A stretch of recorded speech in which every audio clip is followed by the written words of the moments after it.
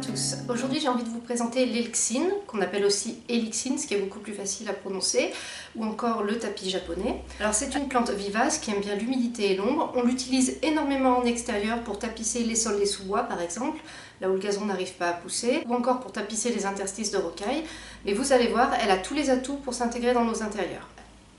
Moi j'ai découvert en jardinerie et j'ai tout de suite adoré sa multitude de petites feuilles rondes, la toute petite, minuscule, on dirait des petites lentilles d'eau en fait. Et j'ai craqué aussi pour sa forme compacte qui donne l'apparence d'un tapis moelleux, c'est super sympa, super mignon. D'ailleurs, en parlant de sa forme, alors celle-ci je ne l'ai pas depuis longtemps, mais au fur et à mesure qu'elle va pousser, qu'elle va se développer, elle va commencer à retomber autour du pot. Donc c'est très esthétique en suspension, parfois en jardinière d'ailleurs, on peut aussi l'utiliser en balcon, mais ça j'en parlerai dans une autre vidéo. On peut aussi l'utiliser en complément d'une plante haute pour couvrir le terreau à la base, c'est beaucoup plus joli que de laisser la terre à nu. Et en plus c'est une plante qui n'est pas toxique, donc si vous avez des enfants ou des animaux, il n'y a rien à craindre de ce côté-là. On va passer au cœur du sujet. Puisque l'Elixine est une plante d'extérieur, comment est-ce qu'on peut la faire vivre dans nos intérieurs? Grosso modo, c'est une plante qui s'adapte très facilement à nos intérieurs, dont elle supporte très bien les températures, et en plus, elle ne demande pas beaucoup d'entretien, si ce n'est des arrosages assez réguliers et fréquents. Quand vous allez acheter votre Elixine, comme toute plante, vous allez commencer par la rempoter. Alors comme elle n'a pas besoin de beaucoup de substrat, vous pouvez garder le même pot si le diamètre vous convient éventuellement, ça c'est pas gênant. Au fond du pot, mettez d'abord une couche de drainage. Ça peut être des billes d'argile, du gravier, ce que vous voulez pour faire du drainage. La couche de drainage est importante parce que l'Elixine aime bien les sols frais, mais pas au point d'apprécier que la terre soit détrempée. Donc on ne zappe pas les billes d'argile ou la couche de gravier. Ensuite vous ajoutez du terreau, une poignée de compost si jamais vous en avez, sinon elle s'en remettra, vous inquiétez pas, et vous la rempotez. Ensuite il va falloir lui choisir un emplacement. Alors sachez qu'en extérieur, l'Elixine apprécie énormément l'ombre, c'est pour ça qu'on la plante facilement sous les arbres, là où le gazon a du mal à pousser, ça permet de faire un tapis qui remplace le gazon. Mais dans nos maisons, n'oubliez pas, il fait toujours plus sombre qu'à l'extérieur. Donc je vous conseille de lui aménager un emplacement lumineux, proche d'une fenêtre, mais sans soleil direct, parce que ça aurait vite fait de lui griller ses petites feuilles. Une fenêtre au nord par exemple, c'est parfait. À partir de là, du moment que l'emplacement est assez lumineux, l'Elixine peut se plaire dans n'importe quelle pièce. Si vous avez une salle de bain avec une fenêtre, l'Elixine s'y plaira énormément parce qu'elle appréciera l'atmosphère humide de la pièce, mais elle trouvera aussi son bonheur dans n'importe quelle autre pièce du moment qu'elle soit arrosée assez fréquemment. Alors parlons de l'arrosage justement. Donc je ne vais pas vous donner de fréquence exacte parce que ça dépend de la température extérieure, de l'ensoleillement, de la température intérieure, du taux d'humidité dans votre maison, mais malgré tout, gardez en tête qu'il faut l'arroser au moins une fois par semaine.